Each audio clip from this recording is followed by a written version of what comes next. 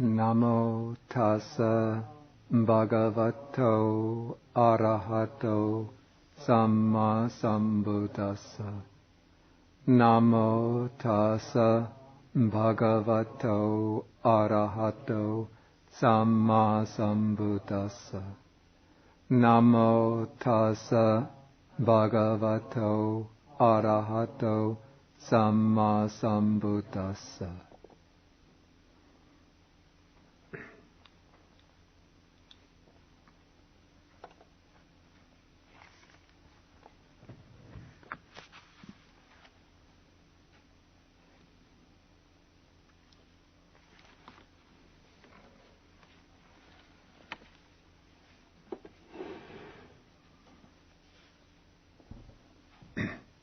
Okay, we will continue now with the study of the Satipaṭṭhāna Sutta.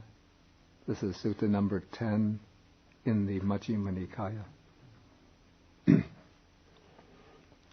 And last time we spoke about the meditation on the four great elements. We're on page 148 in the book. We spoke about the meditation on the four great elements. That's number 5 in contemplation of the body. And now we come to the meditations 6 to 14. These are actually 9 meditations, which are really all part of one group, which are called the 9 charnel ground contemplations. And these, if you've read the sutta, you'll notice that these are developed with, you might call, loving attention to detail.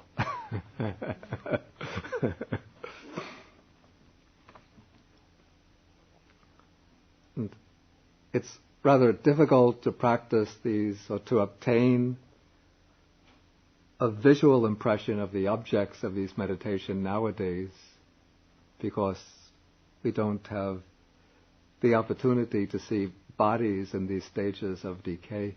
But in ancient India, it was common to take the bodies of criminals who had been executed, homeless people who had died accidentally or from illnesses, and just cast their bodies off into the, what they call the susana, the charnel ground, and leave them to decay, and then the bodies will be attacked by various predators, animals, birds of prey. And so monks and also nuns who wanted to practice these meditations would just go off to the charnel ground and just try to find a corpse and suitable stage of decay, spend a couple of, maybe an hour or so contemplating it, getting a firm visual impression of it, and then using that as a theme for repeated contemplation. But I think the Buddha was quite considerate of us, because in the sutta, he uses an expression. In Pali it goes, Puna chaparang bhikkhave bhikkhu sayatapi. The word sayatapi, this expression is used sometimes to introduce a simile. And it means just as if such and such were to take place. So it seems to be implied here, we might translate this a little differently again, bhikkhus, just as if one were to see a corpse thrown aside in a charnel ground. So the implication is that one doesn't have to literally see the corpse in this state of decay. But if one doesn't have this opportunity, one can use one's imagination to conceive of a corpse in this state of decay. And whether of course, if one has the opportunity to see the corpse in that state of decay, it's a much more powerful object. But if one has a vivid imagination, then one can just use one's imagination. But when one uses the imagination, whether one uses an actual object or the imagination, one has to handle this particular meditation subject very skillfully. Otherwise, if one doesn't, it can cause one to become frightened, panicky, tormented by, if one is meditating in a remote hut someplace, one will start maybe having visions of the corpse one has seen in the cremation ground. Now the shadow is appearing on the wall when there's a full moon, and oh, it's come to get me, come to get me. Or if one has vivid dreams, one falls asleep and the corpse is coming, like Dracula or Frankenstein.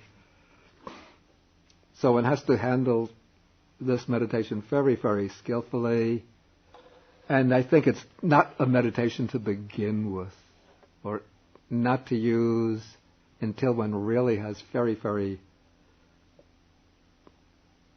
has achieved some degree of mastery or experience using more basic meditation subjects, like the mindfulness of breathing, or the walking meditation, or the meditation on the four elements.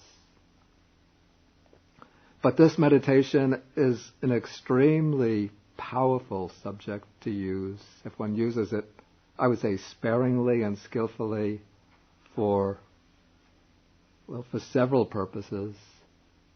One purpose that's used by monastics is to help overcome sensuality, since one becomes attached to bodies, the bodies of others, when one sees them alive, but when one sees a body that's dead, then it loses its sensual appeal, and one realizes that all bodies have the same nature. Also, the theme, the constant theme, in fact the main point of this meditation, which is emphasized in each of the contemplations, comes with this line. Okay, we'll just take the first contemplation for consideration. One sees as though one were to see a corpse thrown aside in a charnel ground, 1, 2, or 3 days dead, bloated, livid, and oozing matter. Then this is the main point.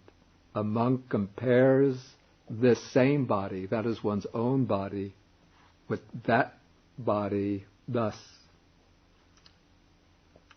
This body too, that is one's own body, is of the same nature. It will be like that. It is not exempt from that from that fate. Ayampi ko kayo evang dhammo evang bhave etam anattitoti. So this reflection reminds us that this body that we identify with, taking it to be mine, that we cling to, that we relish and enjoy, this body will also be like that. Someday this body is going to expire. Life force will be extinguished. It will be dead. And nowadays when people die, they don't throw the body away in a charnel ground, but they put on nice makeup, put on a new suit of clothes, they put it in the funeral parlor. I think the funeral parlor, they put up a nice smile. The morticians, they put up a nice smile on the face.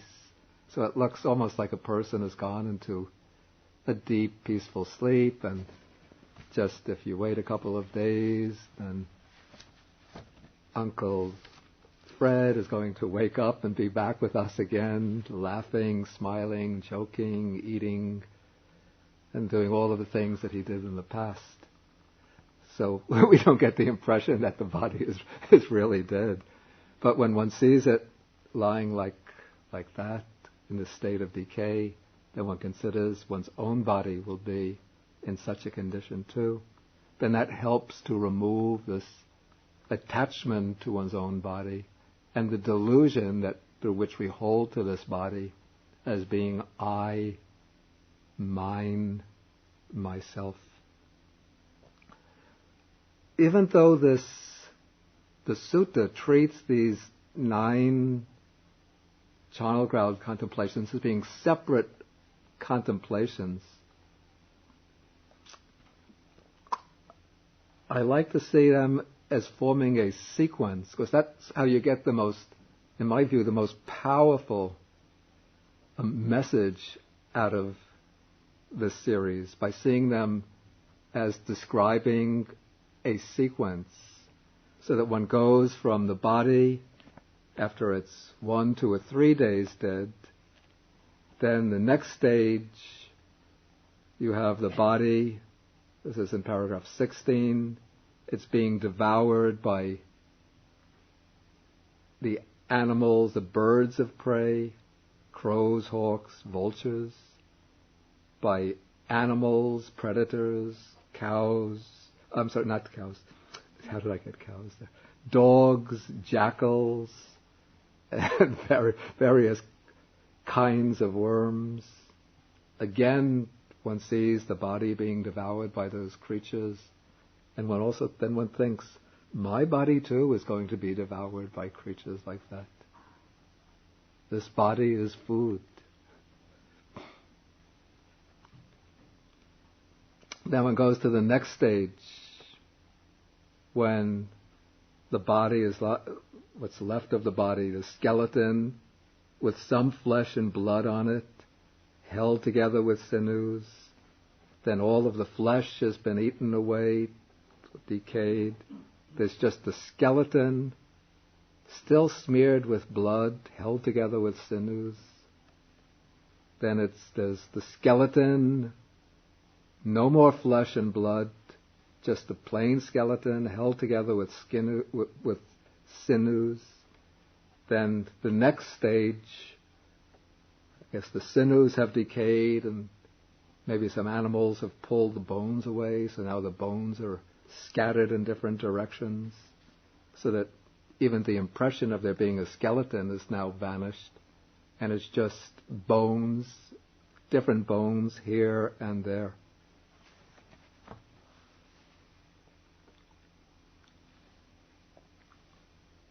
Okay, then jumping down to 26, now one sees the corpse thrown aside in a charnel ground.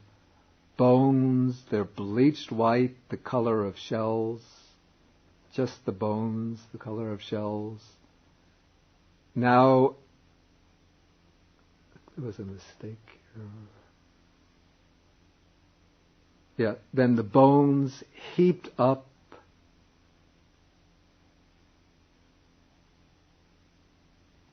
Then bones, I think then the next one is actually bones more than a year old, rotted and crumbled to dust. And so now the bones themselves are just crumbled to dust. So out of this whole body, there's nothing left but dust. Now I like to take it one step further, where the wind has blown the dust of the bones away, or the dust of the bones has settled into the earth so that it's not even distinguishable anymore as the dust of bones, but it's just become part of the earth. And so now the complete empty nature of the body becomes manifest, like there's now nothing there anymore. Maybe the easiest way to get this is with cremation. It all takes place, instead of having to extend over a period of a year, just in a few hours you have the whole body put into the fire, exposed to the heat. Then the next day, go to the site of the cremation, and all that's left is, you see some bones left, pieces of bone, a lot of ashes, and that's all that was there of the person.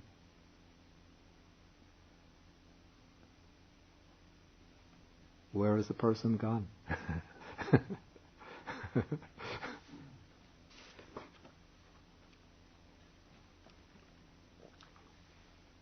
Okay, and in each case, when one does this reflection, one applies it to one's own body thus. This body is of the same nature. It will be like that. It is not exempt from that fate. It has not escaped from that destiny.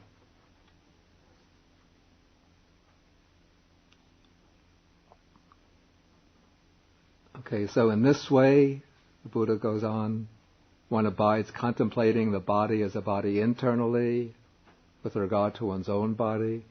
One abides contemplating the body as a body externally. One could apply the same idea to the bodies of others. Actually, one sees that all those who are alive now are subject to the same fate, the same destiny. Or one abides contemplating the body as a body both internally and externally. One takes one's own body, the bodies of others who are alive now, and one applies to them the same thought, that they are of the same nature as that corpse in some state of deterioration. They are not exempt from that fate.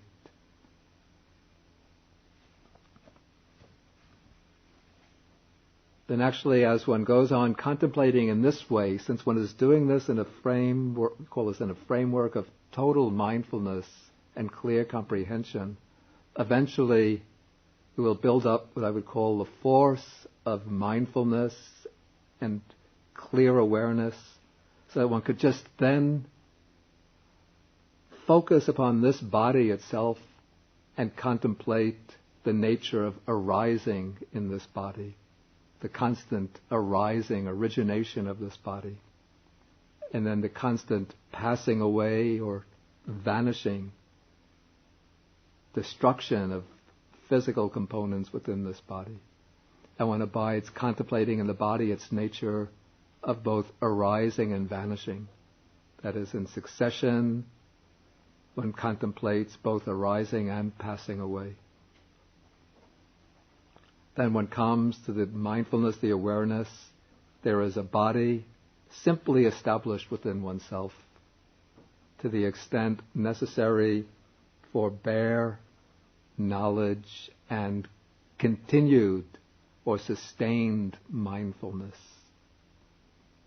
And thus one abides independent, not clinging to anything in the world. That too is how one dwells contemplating the body as a body. Okay, and with this we complete the contemplation of the body. That's the first section in the Satipaṭṭhāna Sutta. So now, at this point, I'll ask whether there are any questions either on this section or on anything from the previous sections before we go further. Dr. Murray? I have some simple questions that you may wish to answer with respect to this contemplation. One can no longer clings to the body and relative one sees that I am not that. Yeah. But that doesn't take one to the understanding that I am nothing at all, or that there is myself. Yeah, at that point this is not brought in. This is not yet a complete, it's not yet setting out the complete course of insight. But now this is just, at this point, this is just, what is just described here as the way of contemplating the body in order to see that this body is of the same nature as that one, and that this body is not exempt from that fate, that this body will also undergo death and then decay. And so that helps to break the identification with the body. But the sutta is not yet setting out the whole course for the development of wisdom, but it's setting out the method for establishing right mindfulness.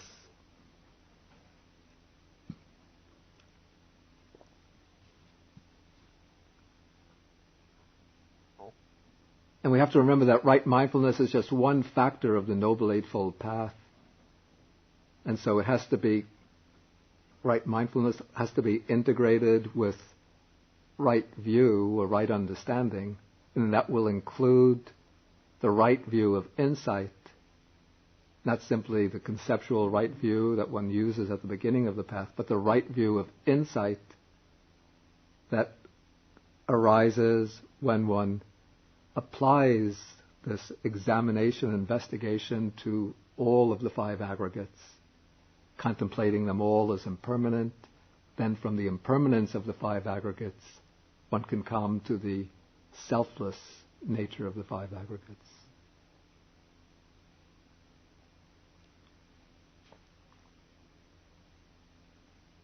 One doesn't see, in the Satipaṭṭhāna Sutta, the Buddha doesn't bring in, well, let's say the text of the Satipaṭṭhāna Sutta doesn't bring in explicitly the contemplation of the three characteristics, impermanence, unsatisfactoriness, and non-self.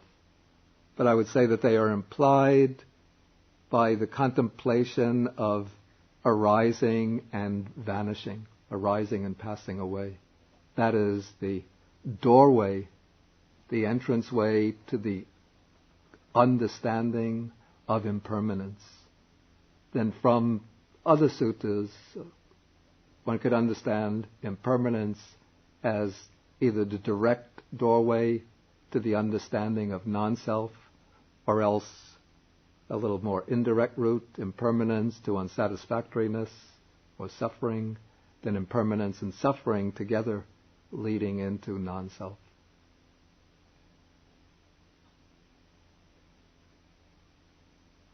Any further questions? David? Yes, Bhante. I understand why a monastic would do this contemplation to try to become unattached from sensuousness. Yeah.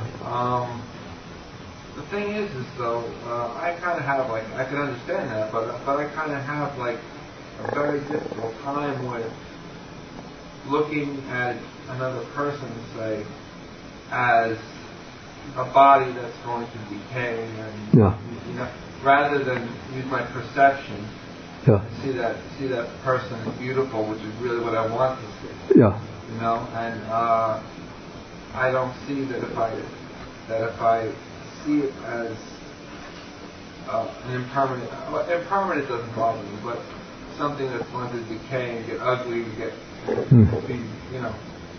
don't see how that could really. I just don't see how that could help make you feel better.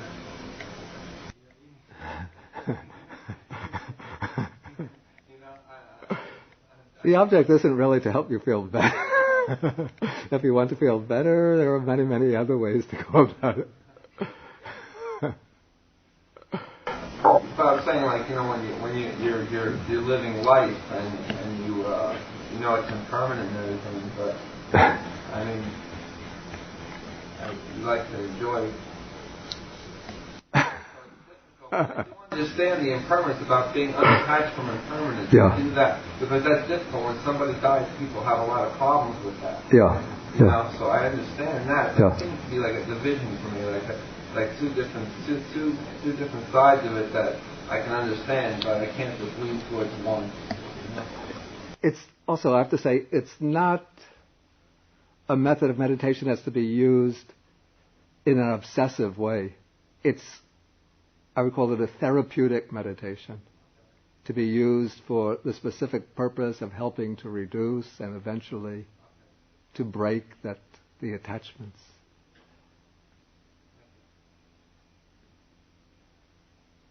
Okay. In the beginning of the sutta, where the various objects of mindfulness are enumerated, one contemplates feelings and feelings, contemplates mindless mind, mind objects, and contemplates breath.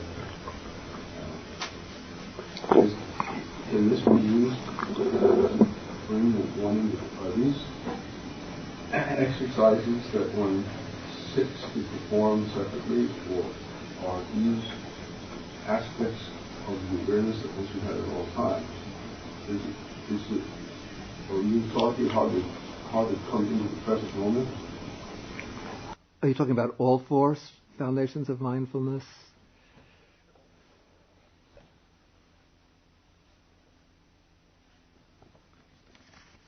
First, I would say to develop the foundations of mindfulness really requires taking up a particular attitude of mind, so that it's difficult to maintain that attitude of mind in, let's say, continuously in the routines of daily life. Though I would say the advice given within the sutta should be applied to the best of one's ability within the routine, let's say, the routine schedule of one's daily life. But to preserve this attitude of constant, how is it described? Remaining ardent, fully aware and mindful, having put away covetousness and dejection towards the world. That is a very difficult attitude to sustain when one is involved in one's daily work activities, one's interpersonal relationships, ordinary leisure time enjoyments, and so on.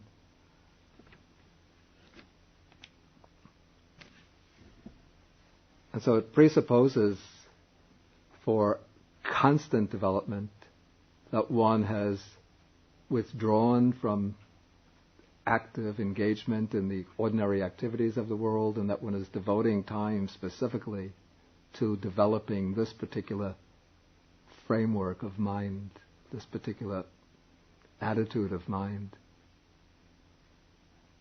Which is why, in order to practice the four foundations of mindfulness, people go on meditation retreats.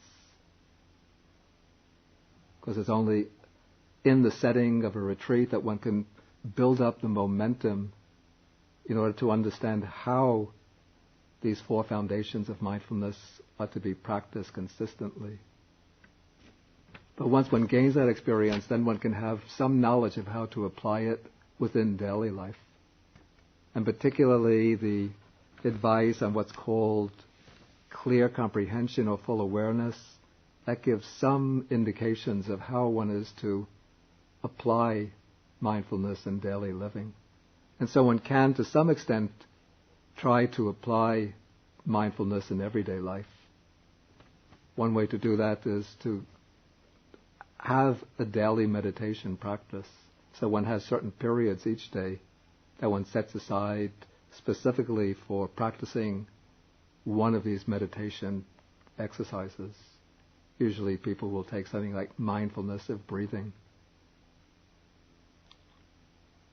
And then through that practice, one builds up a certain momentum of inward observation, awareness of one's own, even through mindfulness of breathing, which is initially a body contemplation, but through that practice one learns to become aware of one's own feelings, one's own states of mind, and to recognize these states of mind in the course of one's daily life, so that one knows how to deal with them skillfully in one's daily life, so that one doesn't become victimized by them so often, by the unwholesome states of mind.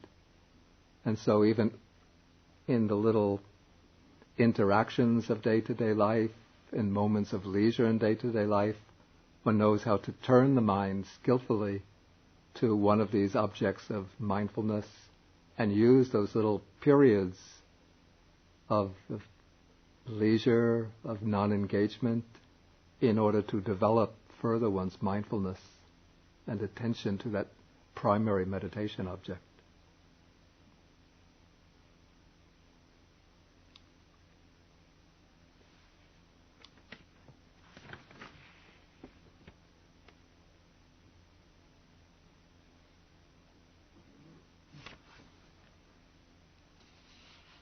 But these are quite general questions. I really want to invite questions that deal specifically with material that I've covered, Like anything just unclear in what I've covered so far?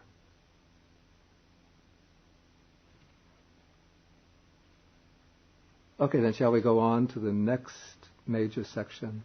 We now come to the second foundation of mindfulness, or the object of mindfulness. This is the contemplation of feeling.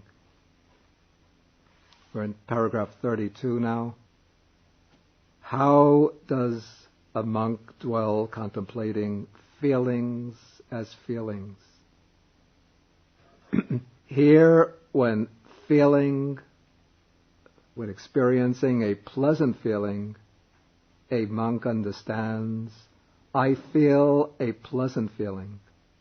When experiencing a painful feeling, he understands, I feel a painful feeling.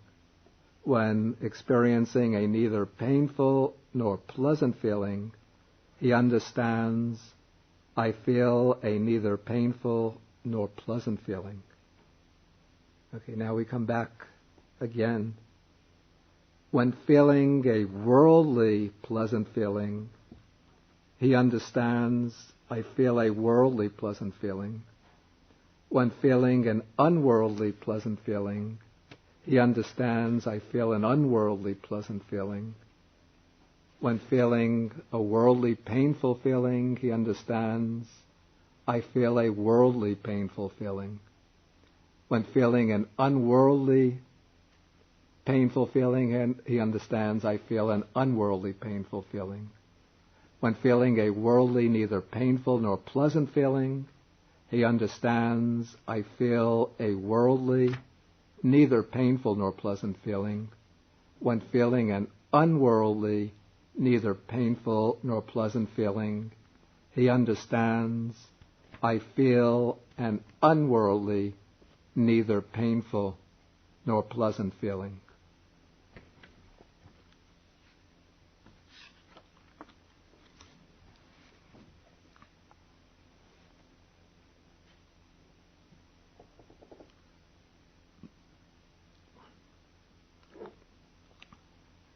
Okay, I said when I introduced the Satipaṭṭhāna Sutta that our experience, like the primary divisions of our experience, are bodily experience, that's the kaya, and the mind, that's the citta. But in between the two, there is another domain of experience which is extremely important, and this is feeling. Feeling is a type of mental experience, but it's so important and so distinctive that the Buddha has placed it in a category of its own. And he makes it in the 5 aggregates. He has a separate aggregate called the aggregate of feeling. And in the foundations of mindfulness, the contemplations of mindfulness, there is a separate section, the contemplation of feeling. But now we have to understand what is meant here by feeling. In English, the word feeling often suggests emotions, but that is not what is meant by Vedana. Vedana is an important component of emotions, but emotions would be a very complex phenomenon. What is meant by feeling, I use the expression, it is the affective quality of experience. That is the quality of experience that the way we experience things in terms of being either pleasant, painful, or neither pleasant nor painful. That is neutral feeling.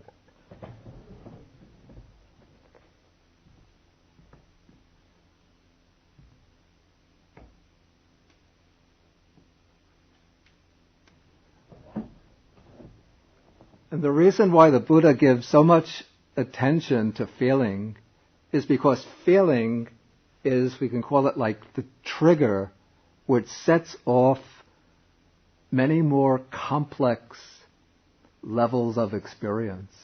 That it is pleasant feeling that becomes the trigger for craving and attachment.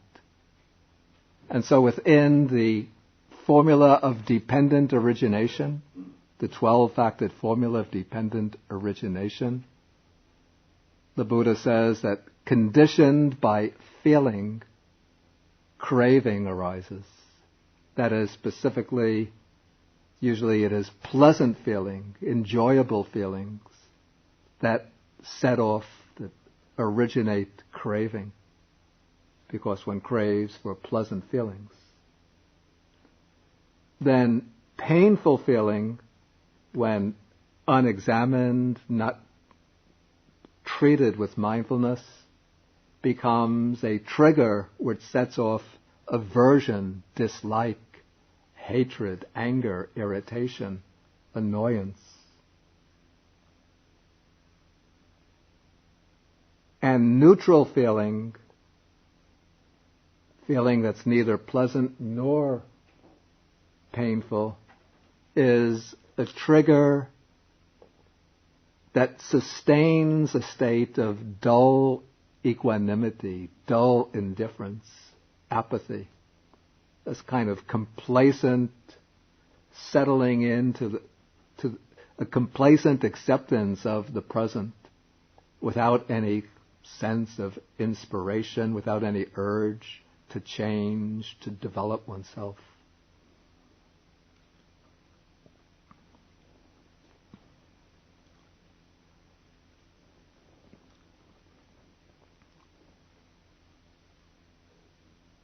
And so if we allow feelings to arise within our mental life and don't observe them with mindfulness, then the feeling becomes a catalyst which sets off these other mental processes, either states of attachment and craving, states of aversion, annoyance, irritation, or dull indifference, complacency.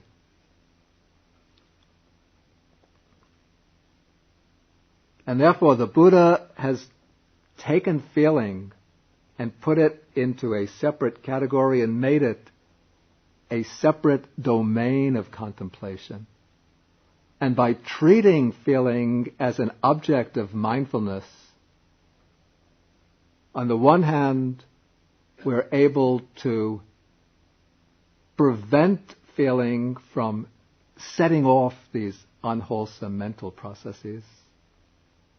And we're also able to penetrate deeply and understand the conditioned nature of our experience, because we can see how feelings arise and how the mind tends to react to them, to respond to them.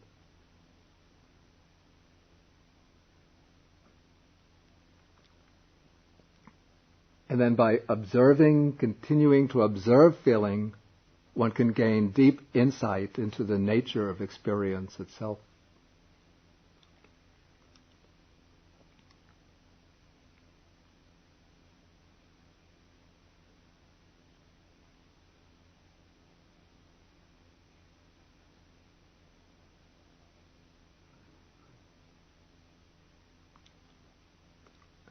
Then feeling tends to come into, become prominent within the meditative process at some point after one has begun practicing with the body as a primary object of meditation.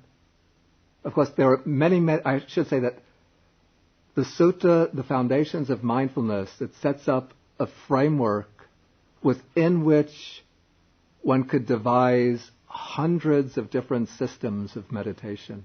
There are many, many different methods or systems of meditation which are rooted within the Sutta, the Foundations of Mindfulness, using different techniques. So there will be some meditation teachers who use mindfulness of the body as the primary meditation object, or one of the exercises in mindfulness of the body. And then they will bring in mindfulness of feeling, contemplation of mind, later as additions to the contemplation of the body. There'll be other meditation teachers who begin introduce contemplation of feeling at a very early point and make that a primary object of contemplation. One of the most famous, of course, is Goenka, and teaches in his tradition.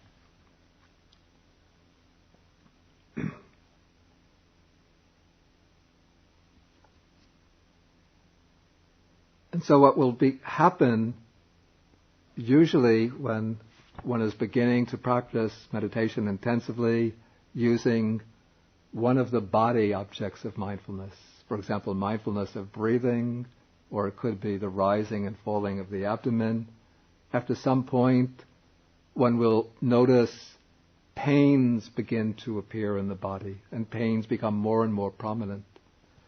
So if one doesn't pay attention to the pain, then the pain will become a distraction, a disturbance, even a cause of discouragement. So one has to know, in order to be able to get through the painful phase of the meditation practice, one has to be able to know how to utilize this phase of painful experience and yoke it to the practice so that instead of becoming an obstacle, it actually becomes an aid or an intensifying factor that assists the development of the meditation. And so what one will do, as one is, say, contemplating the rising and falling of the abdomen or the in and out breathing, as one notices pain in the legs or pain in the back, at first one will just mindfully note the pain, painful feeling, painful feeling. If there is some dejection in the mind because of the pains, that is also a painful feeling, a painful mental feeling. One will notice dejection and just treat that purely as a mental feeling, and then bring the mind back to the main object, in and out breathing, rise and fall of the abdomen. But if the pain continues to be very persistent and very domineering in the field of attention, to the point where one can no longer focus on the primary object, then one might just put aside the original object, the breath, the rising and falling of the abdomen, and turn the attention instead to the painful feeling, and just treat the painful feeling as the object of mindful contemplation. And as one observes the painful feeling, one will start to notice that what one calls the painful feeling turns out to be not a solid, massive whole, something which is persisting in time as one discrete entity. But as one is observing it continuously, it turns into a flow or process of, or it seems to turn into a flow of painful feeling. But as one attends more and more closely to this apparent flow of painful feeling, that in turn breaks up into a sequence, a series of discrete moments, you might call them flashing moments, of momentary painful feelings, each one distinct from its predecessor and the following feeling. So there's just flashing moments of painful feeling, arising, stopping, arising, stopping, arising, stopping, but occurring very, very quickly. And so as one is observing them, one is seeing within the painful feeling the truth of impermanence becoming manifest. Even though it seems like the pain is the most permanent, could seem like the most permanent thing in the world. But the pain itself, that one conceptualizes as pain, turns out in actuality to be a series of just moments of painful feeling. And as the attention, the capacity for attention, focuses more and more finely upon that experience of painful feeling, even those flashing occasions of painful feeling will in turn break down into more discrete little packets of painful feeling until, again, what seems to be the painful feeling turns out to be a mental construct imposed upon the series of rapid flashes of painful feeling, just coming, going, coming, vanishing, arising, vanishing. And not only does the pain start changing its character from one whole block of pain, first into a flowing current of pain, then into a series of flashing moments of pain. But as one tunes into the precise nature of the pain, one sees how the pain has quite distinct character. There'll be different types of pain occurring in different ways. Sometimes stabbing pain, sometimes throbbing pain, sometimes flashing pain, aching pain, oppressive pain,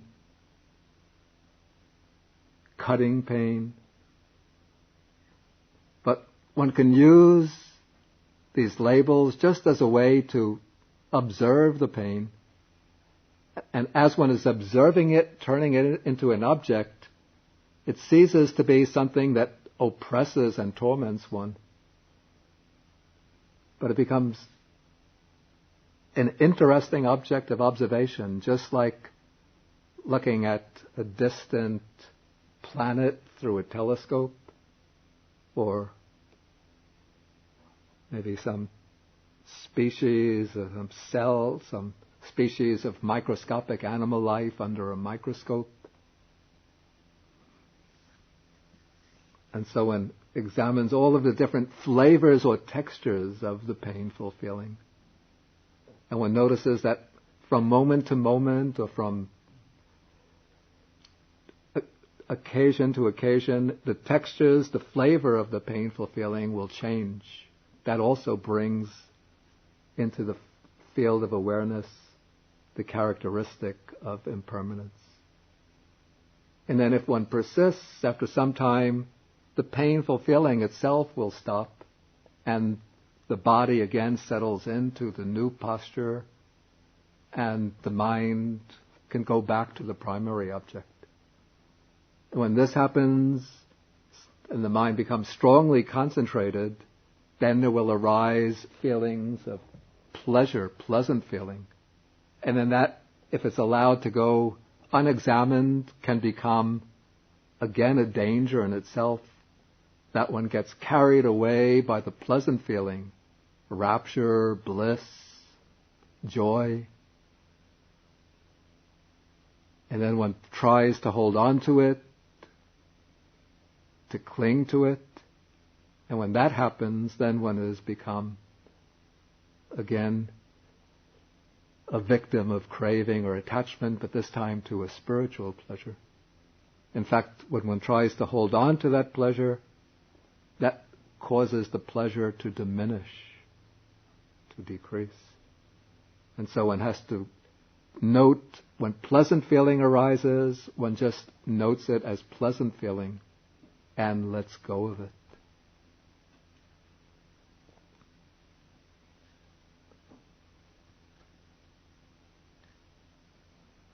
Now the sutta and other texts distinguish within these three main types of feeling two subdivisions of each.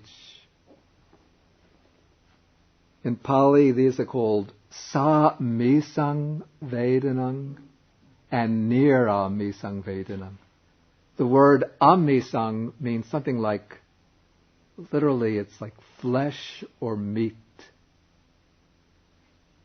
And so samisang vedanam is what I would translate as carnal feeling or worldly feeling. And so there can be a worldly, pleasant feeling. That would be a pleasant feeling which is in some way connected with sensual enjoyment.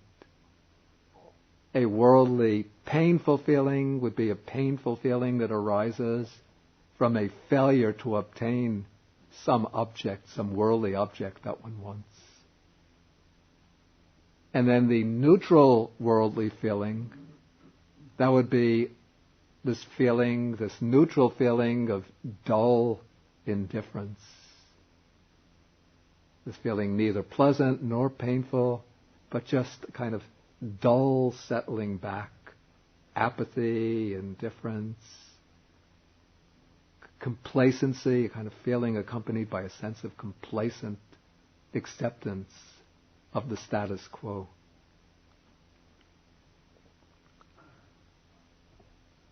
The opposite of this is the unworldly feeling or spiritual feelings. Okay, we have a spiritual, pleasant feeling. This is the pleasant feeling that arises, for example, when the mind starts to become concentrated, focused well upon its object. Or it's the pleasant feeling that might accompany a person of a devotional temperament. When they come into a Buddhist temple, they might see a beautiful statue of the Buddha, then they might do vandana, they might bow down to the Buddha image, then the mind gets uplifted with joy and happiness. That's a spiritual pleasant feeling. Or when one is practicing loving kindness, then the mind radiates with joy and happiness. Or people who have a generous temperament, when they're able to give gifts, to practice giving, then they experience joy and happiness. So this is a wholesome type of happiness, wholesome type of pleasure, which is a good type of pleasure, the type of pleasure that should be cultivated.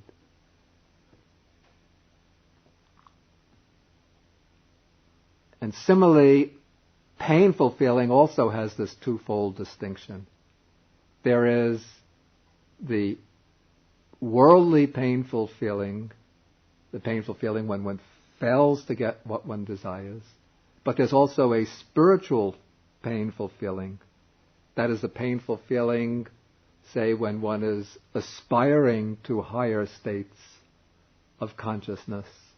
One is making a real serious, sincere effort, but one is not attaining the object of one's aspirations.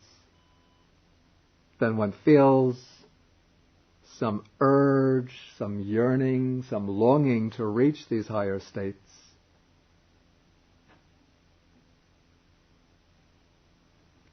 And it causes some pain within oneself that one hasn't reached them. And so even though technically, from looking at this from an Abhidhamma point of view, that kind of painful feeling would have to be classified as unwholesome. But this is, from a spiritual point of view, it's still a valuable type of painful feeling. Because this is what motivates one to perform wholesome deeds or to continue one's practice in order to reach the object of one's aspiration. Or also, sometimes if one considers one's actions in the past, say before one met the Buddha Dhamma, we might have behaved foolishly, then one thinks, oh, how could have I done such foolish, unwholesome deeds? Then one feels some kind of pain in the mind, unhappiness. We call vipatisara in Pali, regret, or maybe chanwei in Chinese, sense of remorse, repentance. So, this feeling, it's a painful feeling, but it's a good type of painful feeling because it motivates one to change oneself. And one sees the benefits that come from developing wholesome qualities, from eliminating unwholesome qualities. And so one is motivated to continue along that practice.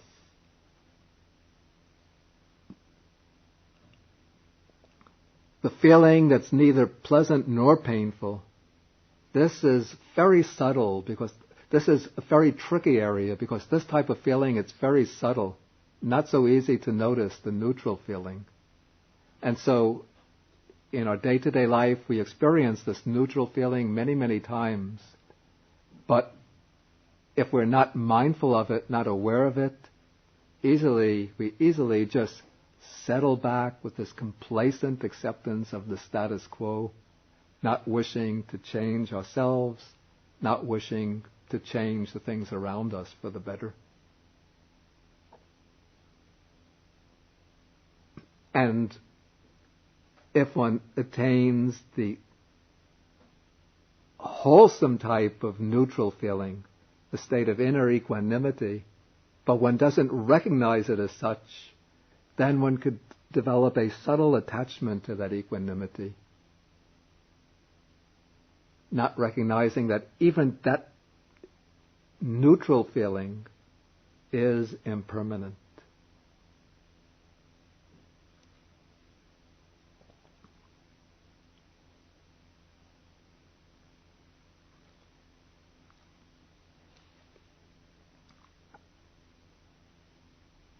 One very important aspect about the Buddha's teaching, where the Buddha differs from the ascetics that were his contemporaries, is that the Buddha, you see, the contemporaries of the Buddha thought that pleasant feeling should always be avoided, that the way to liberation, the way to enlightenment lies through painful feeling. But the Buddha made this distinction between two types of pleasant feeling, two types of painful feeling. The worldly and the unworldly, both pleasant feeling and painful feeling, have that twofold division. And he taught that the worldly pleasant feeling and the worldly painful feeling, as well as the worldly neutral feeling, those feelings have to be overcome. But the spiritual pleasant feeling, even the spiritual painful feeling, and the spiritual neutral feeling, those feelings are beneficial and wholesome. Ideally, we have to overcome even the spiritual painful feeling, since we don't like painful feeling. But we can use the spiritual painful feeling as a spur for self-cultivation. When we do so, then we arouse the spiritual pleasant feeling. And then that spiritual pleasant feeling, when it becomes mature and well-established, leads into the spiritual peaceful feeling. That's the feeling that's neither painful nor pleasant, the feeling of equanimity.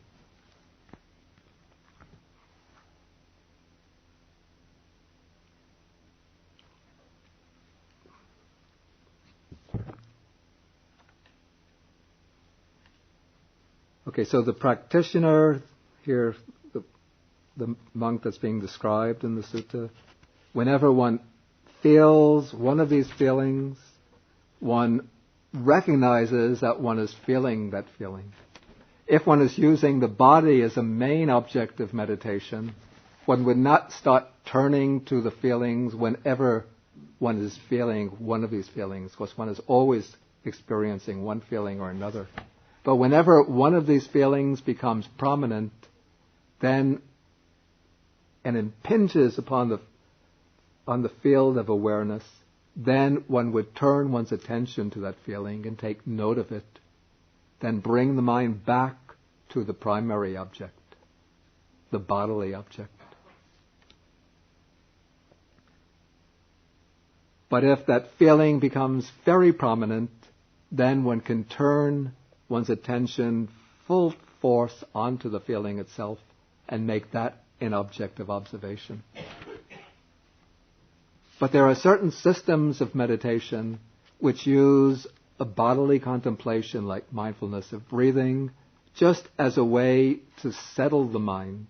Then once the mind becomes settled, then one is instructed to go into full contemplation of the feelings, particularly using bodily sensation as the main object of awareness.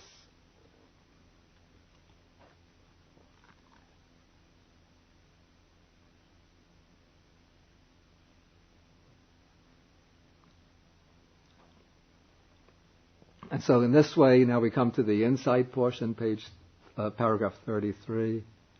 In this way, he dwells contemplating feelings as feelings internally, or he dwells contemplating feelings as feelings externally, or he dwells contemplating feelings as feelings both internally and externally.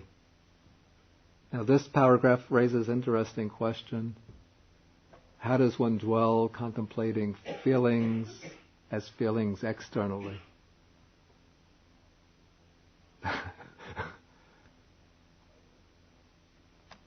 Excluding the rare case, very rare case of, well, I don't even know if somebody who can read the mind of another, whether they can actually experience the feelings of another. I don't know if that's possible.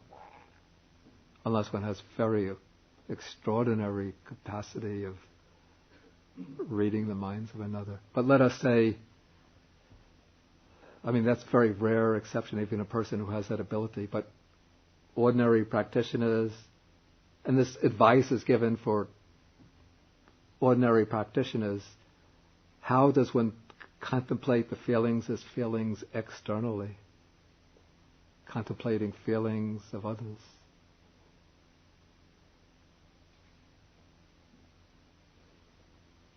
We said on some of the earlier sections on the body, and we just consider that other people have these sorts of feelings. Yeah, I think that's the only way that it could be done.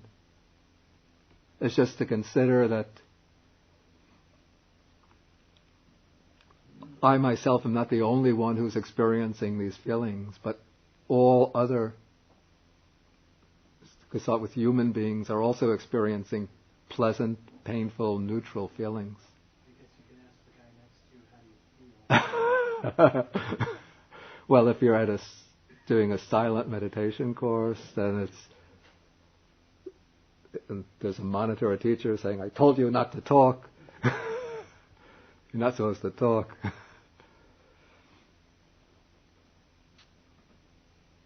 about intuition? Wouldn't you be able to tell how, so not exactly like you were saying, being exact feelings of somebody, but wouldn't you be able to tell if somebody's feeling good or bad? I think one could get some intuitive sense of the way other people are feeling, sometimes from the way they're carrying the body, facial expressions. Sometimes if one becomes very sensitive, just one could almost feel another person's mood. But I think it's not really necessary to get so specific to be practicing this contemplation. The way I understand it is just simply that one understands that other people, then broadening it from other human beings to animals, are also experiencing pleasant, painful, neutral feelings. In fact, what's very remarkable thing sometimes that I think, sometimes one sees a little living creature about the size of a speck of dust. Sometimes it might be crawling on one's hand, or you see it crawling on a little leaf. And when you first look at it, it looks just like a speck of dust, a little speck of dirt. But then when you look again, it's moving or crawling. And you consider that this little creature, its reflecting, the whole universe is being reflected by that creature. It has a mind which is mirroring the entire universe, just like our own mind is. Yet when you look at it, it looks just like a speck of dust. And so you could think so many creatures, millions and millions of creatures, doing the same thing.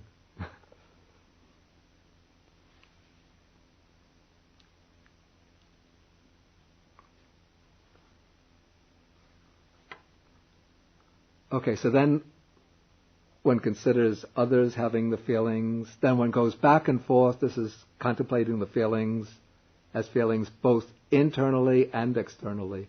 One alternates quickly back and forth. One is experiencing feelings, others experiencing feelings, oneself, others, till one has, you call it an alternating current of experiencing feelings. Then one abides contemplating in feelings their nature of arising, or one abides contemplating in feelings their nature of vanishing, or one abides contemplating in feelings their nature of both arising and vanishing. This is what I indicated earlier, a few minutes ago, when I was speaking about as one is observing the feelings and paying very close attention to them, one will see how feelings are constantly, at each moment, coming into being and passing away, coming into being and passing away. And though one might start off observing just specific feelings, maybe feelings that arise in the knees, the buttocks, arms, the back.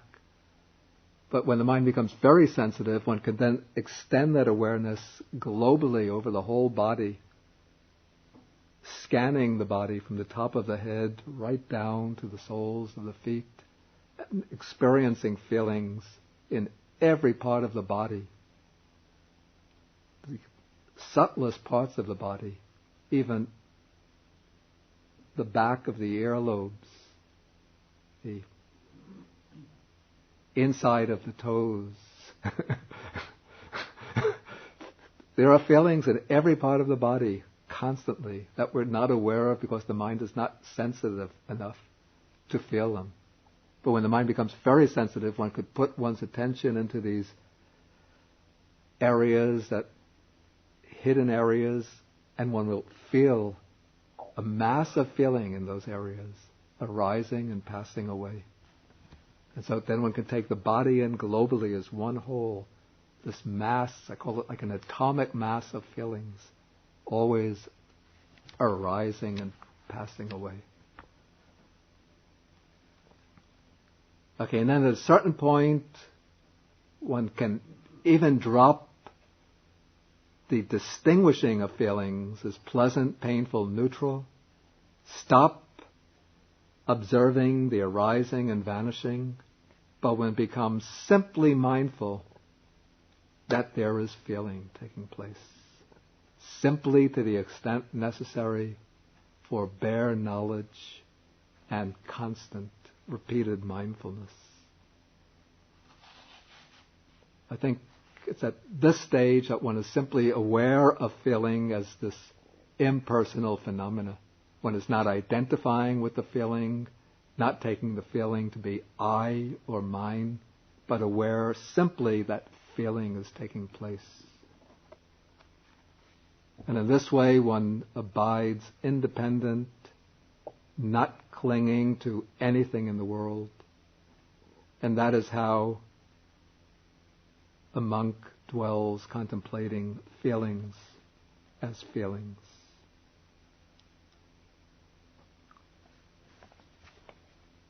Okay, now I'll ask again whether there's any questions. Dr. Murray.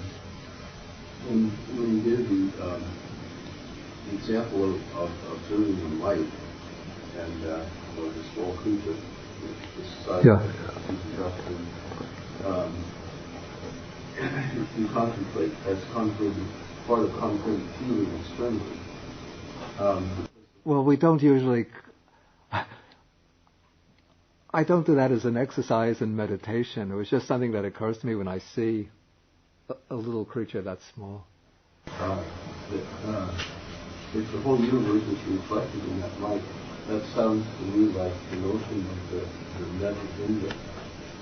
Is that original Buddhist notion?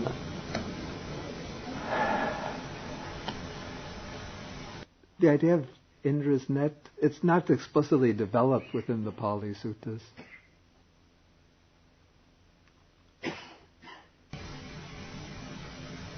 And the problem I have with that is the conceptual problem is how that a creature that doesn't have a nervous system could sustain feeling or reflect part of Indra's net. Say again? A creature that doesn't have a nervous system. I'm talking about a creature that does have a very primitive nervous system. I would assume that these little creatures do have some kind of nervous system. Yeah, I don't know how it is with plants.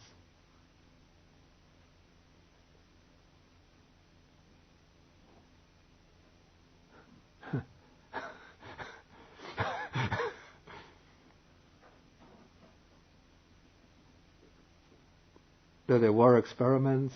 I don't know whether they've been scientifically validated, but there was a book published in the 1970s called The Secret Life of Plants, which spoke about how somebody who had brought up plants, one set of plants, he would bring up playing sweet music, speaking to them very pleasantly. He would give both sets of plants the same amount of water, the same nutrients, but one set of plants he would play pleasant music, speak to them gently. The other set of plants, he didn't play any music, he spoke to them harshly. And the set of plants that he spoke to gently and played sweet music, they grew in a more healthy way and thrived more than the plants that he spoke to harshly and neglected.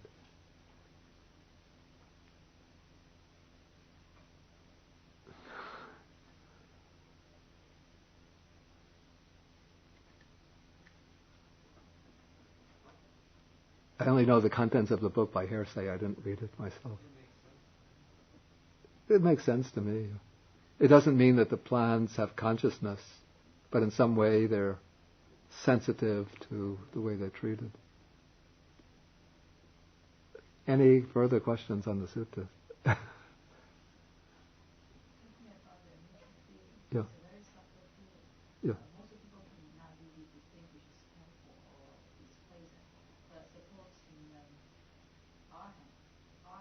Yeah. Would he have that kind of feeling? Assume he doesn't have those 5 minutes or so, he shouldn't have the neutral feeling. The Arahant, he will have the neutral feeling. Yeah, but he won't have the carnal neutral feeling, but he'll have the spiritual neutral feeling. Because this will be the feeling that takes place. This is the feeling that occurs in states of equanimity. So, say in everyday life, when there's no occasion to be happy, joyful, just going about the everyday tasks, then his state of mind, the feeling that accompanies his state of mind will usually be neutral feeling. If he goes into the 4th jhana, the feeling in the 4th jhana is neutral feeling. In the 3 lower jhanas, it's pleasant feeling.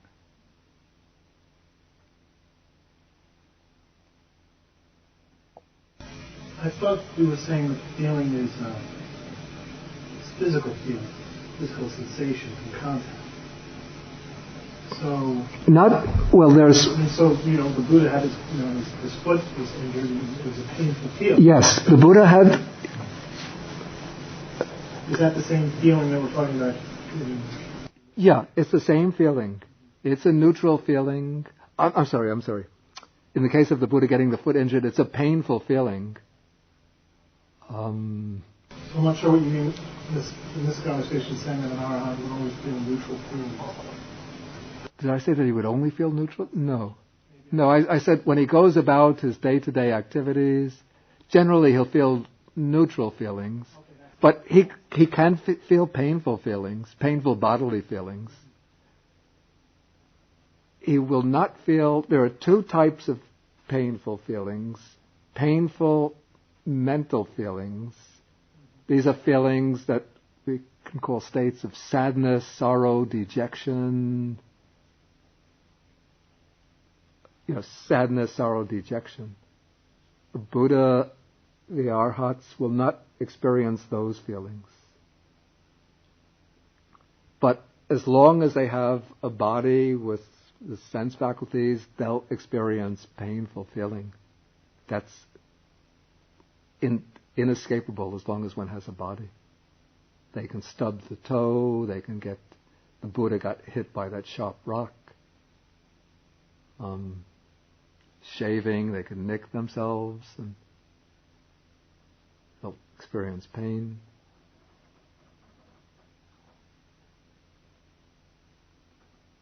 Can you experience it indirectly? I mean, I know they don't experience it directly with pain, but they have to have some kind of an idea or some kind of perception that a person is in pain, or that they can see. They have to have some kind of perception, don't they? That at some degree of like an idea of what. Of course, that's yeah. It's impossible for them not to have that. In fact, it's impossible for them not to have that idea. But wouldn't the idea, by some way, cause some kind of pain? It arouses compassion, but they themselves do not feel dejection, sorrow, or sadness.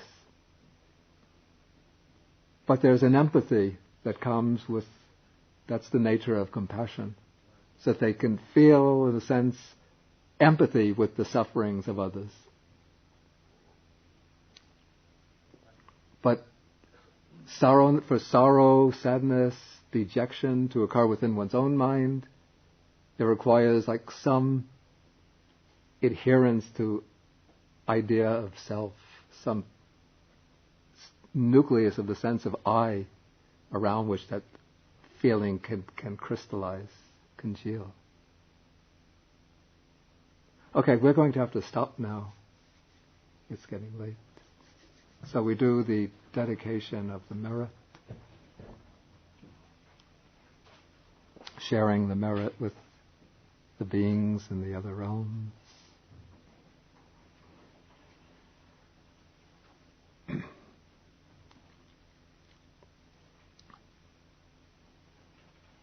Akasata chabumata deva naga mahitika punyantang anumoditva chirang rakantu sasanang. Akasata chabumata deva naga mahitika punyantang anumoditva chirang rakantu desanam. Akasata chabumata deva naga mahitika punyantang anumoditva chirang rakantu mang parang. Etavata chaham ehi sampadang punya sampadang sabbe deva anumodantu sabba sampati siddhya. Etavata cha ammehi sampadang punya sampadang sabbe bhuta anumodantu sabba sampati siddhya. Etavata cha amhehi sampadang punya sampadang sabbe sata anumodantu sabba sampatti siddhya.